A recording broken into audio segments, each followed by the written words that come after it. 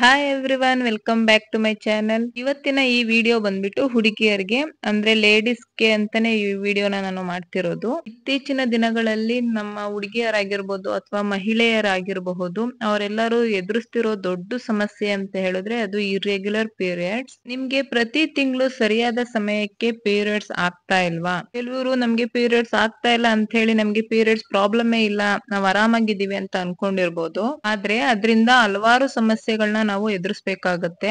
ಹಾಗಾಗಿ ನಾನು ಈ ವಿಡಿಯೋದಲ್ಲಿ ನಿಮ್ಗೆ ಇರ್ರೆಗ್ಯುಲರ್ ಪೀರಿಯಡ್ಸ್ ಗೆ ಒಂದು ಒಳ್ಳೆ ಮನೆಮದ್ದನ್ನ ನಾನು ಇವತ್ತು ನಿಮ್ಗೆ ತಿಳಿಸ್ಕೊಡ್ತೀನಿ. ಹಾಗೆ ನಿಮ್ಗೆ ಪ್ರತಿ ತಿಂಗಳು ಪೀರಿಯಡ್ಸ್ ಅನ್ನೋದು ಸ್ಕಿಪ್ ಆಗ್ತಾ ಇದ್ರೆ ಅದು ಯಾವ ಕಾರಣಕ್ಕೆ ಆ ರೀತಿ ಆಗ್ತಿದೆ ಅನ್ನೋದನ್ನು ಕೂಡ ನಾನು ಇವತ್ತಿನ ವಿಡಿಯೋದಲ್ಲಿ ನಿಮ್ಗೆ ತಿಳಿಸ್ಕೊಡ್ತೀನಿ. ಈ ವಿಡಿಯೋನ ಸ್ಟಾರ್ಟ್ ಮಾಡೋದಕ್ಕೂ ಮೊದಲು ಈಗಲೇ ಒಂದು ವಿಡಿಯೋಗೆ ಒಂದು ಲೈಕ್ ಮಾಡಿ. ನೀವಿನ್ನೂ ನನ್ನ ಚಾನೆಲ್ ನ ಸಬ್ಸ್ಕ್ರೈಬ್ ಮಾಡಿಲ್ಲ ಮತ್ತೆ ಮೊದಲನೇ ಸಾರಿ ನೋಡ್ತಿದ್ದೀರಾ ಅಂತ ಹೇಳಿದ್ರೆ ಪ್ಲೀಸ್ ಸಬ್ಸ್ಕ್ರೈಬ್ ಮಾಡ್ಕೊಂಡು ನನ್ನ ವಿಡಿಯೋಸ್ ನ ನೋಡಿ ಸಪೋರ್ಟ್ ಮಾಡಿ.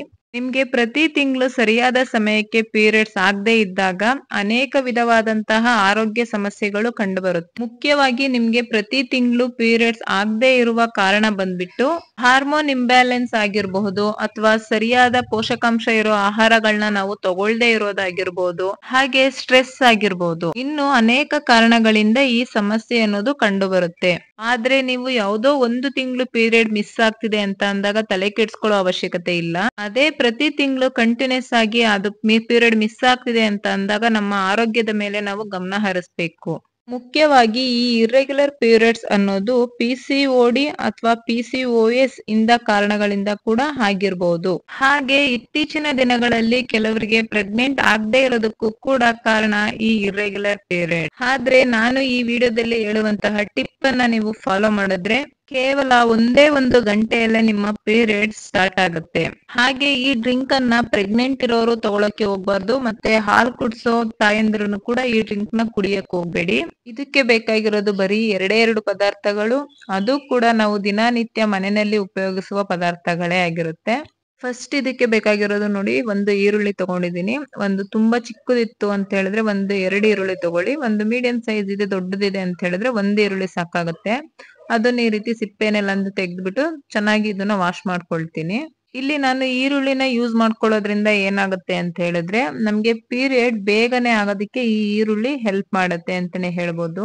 ಈರುಳ್ಳಿ ಬಾಡಿಲಿ ಹೀಟ್ ಅಂಶನ ಹೆಚ್ಚು ಮಾಡೋದಕ್ಕೆ ಹೆಲ್ಪ್ ಮಾಡುತ್ತೆ. ಹಾಗಾಗಿ ನಾವಿಲ್ಲಿ ಈರುಳ್ಳಿನ ಯೂಸ್ ಮಾಡ್ಕೊಳ್ತಾ ಇದ್ದೀನಿ. ಮತ್ತೆ ಇದರಿಂದ ವೆಯ್ಟ್ ಲಾಸ್ ಕೂಡ ಆಗುತ್ತೆ.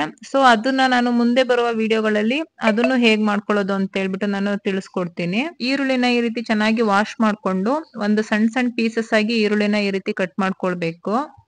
ನೋಡಿ, ನಾನಿಲ್ಲಿ ಒಂದು ಫುಲ್ ಈರುಳ್ಳಿನ ನಾನು ಈ ರೀತಿ ಸಣ್ಣದಾಗಿ ಕಟ್ ಮಾಡ್ಕೊಂಡು ಇಟ್ಕೊಳ್ತಾ ಇದ್ದೀನಿ. ಇವಾಗ ನೆಕ್ಸ್ಟ್ ಇಲ್ಲಿ ನಾನು ಒಂದು ಹಾಲು ಕಾಯಿಸುವಂತ ಪಾತ್ರೆಯನ್ನ ಇಟ್ಕೊಂಡು ಅದಕ್ಕೆ ಒಂದು ಇಲ್ಲ 1.5 ಗ್ಲಾಸ್ ಆಗುವಷ್ಟು ನಾನಿಲ್ಲಿ ನೀರ್ನ ಹಾಕೊಳ್ತಾ ಇದ್ದೀನಿ. ಸೊ ನೋಡ್ಬೋದು ನೀವು, ಇವಾಗ ಇಲ್ಲಿ ನಾನು 1 ಗ್ಲಾಸ್ ನೀರ್ ಹಾಕೊಂಡು ಇವಾಗ ಜೊತೆಗೆ ಒಂದು ಅರ್ಧ ಗ್ಲಾಸ್ ನೀರ್ನ ನಾನಿಲ್ಲಿ ಸೇರಿಸ್ಕೊಳ್ತಾ ಇದ್ದೀನಿ. ನಂತರ ಇದಕ್ಕೆ ನಾನು ಏನ್ ಕಟ್ ಮಾಡ್ಕೊಂಡಿದ್ದೆ ಒಂದು ಫುಲ್ ಈರುಳ್ಳಿ, ಅದನ್ನ ನಾನು ಇದ್ರೊಳಗಡೆ ಸೇರಿಸ್ಕೊಳ್ತಾ ಇದ್ದೀನಿ. ಸೊ ಒಂದು ಫುಲ್ ಈರುಳ್ಳಿನ ನಾನು ಇಲ್ಲಿ ಸೇರಿಸ್ಕೊಳ್ತಾ ಇದ್ದೀನಿ. ಸಣ್ಣ ಈರುಳ್ಳಿ ತಗೊಂಡಿದ್ದೀರಾ ಅಂತ ಹೇಳಿದ್ರೆ 2 ಈರುಳ್ಳಿ ತಗೊಳ್ಳಿ. ಒಂದು ಮೀಡಿಯಂ ಸೈಜ್ ಇಲ್ಲ ದಪ್ಪ ಈರುಳ್ಳಿ ಅಂತ ಹೇಳಿದ್ರೆ 1 ಈರುಳ್ಳಿ ಸಾಕಾಗತ್ತೆ. ಇವಾಗ ಇದನ್ನ ಚೆನ್ನಾಗಿ ಒಂದು 5 ರಿಂದ 6 ನಿಮಿಷ ಆದ್ರೂ ಇದನ್ನ ಚೆನ್ನಾಗಿ ನಾವು ಕುದಿಸ್ಕೊಳ್ಬೇಕಾಗತ್ತೆ. ನಾನೇನು 1.5 ಗ್ಲಾಸ್ ನೀರ್ ಹಾಕಿದ್ದೆ ಅದು ಅಟ್ಲೀಸ್ಟ್ 1 ಗ್ಲಾಸ್ ಆಗೋಷ್ಟಾದ್ರೂ ನಾವು ಇದನ್ನ ಚೆನ್ನಾಗಿ ಕುದಿಸ್ಕೊಳ್ಬೇಕಾಗತ್ತೆ.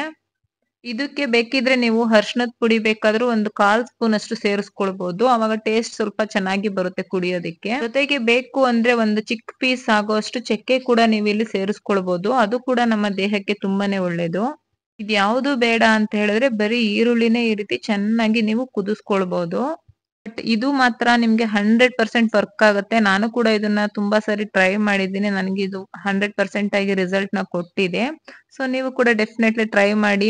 ಯಾರಿಗೆ ನಮ್ಗೆ ತಕ್ಷಣ ಪೀರಿಯಡ್ ಆಗ್ಬೇಕು, ನೆಕ್ಸ್ಟ್ ಏನೋ ಪ್ಲಾನ್ ಇದೆ ನಮ್ಗೆ ಅಂತ ಯಾರು ಅನ್ಕೊಳ್ತಿರ್ತೀರಾ, ಈಗ್ಲೇ ಪೀರಿಯಡ್ ಆಗ್ಬಿಡ್ಲಿ ಅಂತ ಅನ್ಕೊಳ್ತಿದ್ದೀರಾ, ಸೊ ಅಂತವ್ರಿಗೆ ಇದು ಖಂಡಿತವಾಗಿಯೂ ವರ್ಕ್ ಆಗುತ್ತೆ ಅಂತಾನೆ ಹೇಳ್ತೀನಿ. ಇದನ್ನ ಒಂದ್ 5 ರಿಂದ 6 ನಿಮಿಷ ಚೆನ್ನಾಗಿ ಕುದಿಸ್ಕೊಂಡು ನಂತರ ಸ್ಟವ್ ಆಫ್ ಮಾಡಿ ಇವಾಗ ಇದನ್ನ ಒಂದು ಗ್ಲಾಸ್ಗೆ ನಾನಿಲ್ಲಿ ಸೋಸ್ಕೊಳ್ತಾ ಇದ್ದೀನಿ. ನೋಡಿದ್ರಲ್ವಾ, ಈ ರೀತಿ ಬರೀ ನೀರ್ನೆಲ್ಲ ಈ ರೀತಿ ಒಂದು ಗ್ಲಾಸ್ಗೆ ಸೋಸ್ಕೊಳ್ಬೇಕು.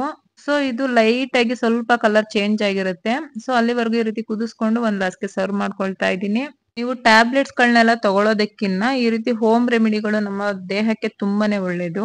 ನೆಕ್ಸ್ಟ್ ಇದಕ್ಕೆ ನಮ್ಗೆ ಬೇಕಾಗಿರೋದು ನಿಂಬೆ ರಸ. ಒಂದು ಅರ್ಧ ಭಾಗದಷ್ಟು ನಿಂಬೆ ಹಣ್ಣಿನ ರಸನ ನಾನು ಇದಕ್ಕೆ ಹಿಂಡ್ಕೊಳ್ತಾ ಇದ್ದೀನಿ.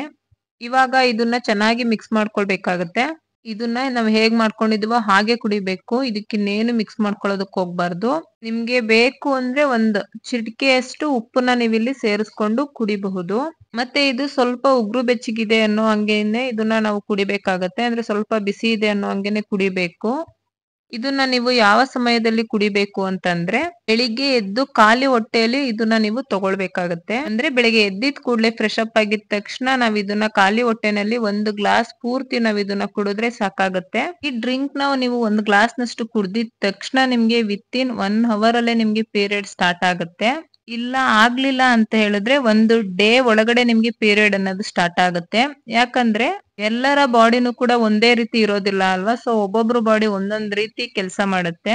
ಹಾಗಾಗಿ ಸ್ವಲ್ಪ ಚೇಂಜಸ್ ಆಗ್ಬೋದು ಅಷ್ಟೇ. ಬಟ್ ಪೀರಿಯಡ್ ಅನ್ನೋದು ನಿಮ್ಗೆ ಖಂಡಿತವಾಗಿನೂ ಮಿಸ್ ಆಗ್ದೇನೆ ನಿಮ್ಗೆ ಪೀರಿಯಡ್ ಆಗೇ ಆಗುತ್ತೆ. ಇದ್ರಿಂದ ನಿಮ್ಗೆ 100% ರಿಸಲ್ಟ್ ನಿಮ್ಗೆ ಸಿಗುತ್ತೆ.